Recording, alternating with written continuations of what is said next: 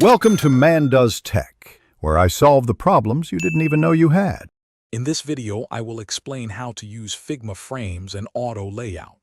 Frames are fundamental building blocks in Figma, acting as containers for your design elements. Think of them as canvases within your main canvas. They help you organize and structure your designs, allowing you to group related components and define clear boundaries for your content. This makes managing complex layouts much simpler and more intuitive.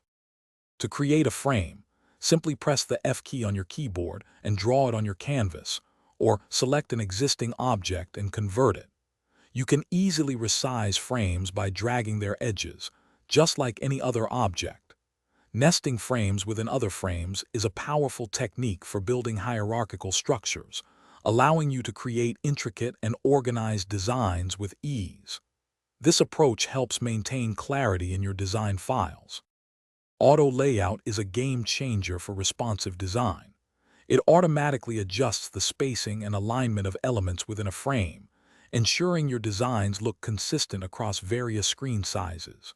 To apply it, select a frame and click the plus icon next to Auto Layout in the right sidebar.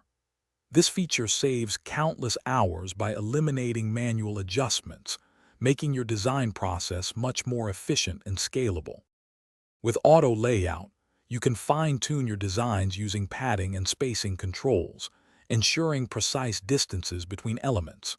You can also set items to fill container or hug contents, allowing your components to adapt dynamically. Mastering these settings helps create truly flexible and robust designs.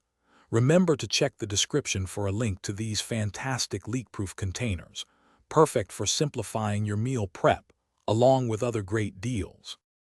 Thanks for watching. If you found this helpful, don't forget to like and subscribe.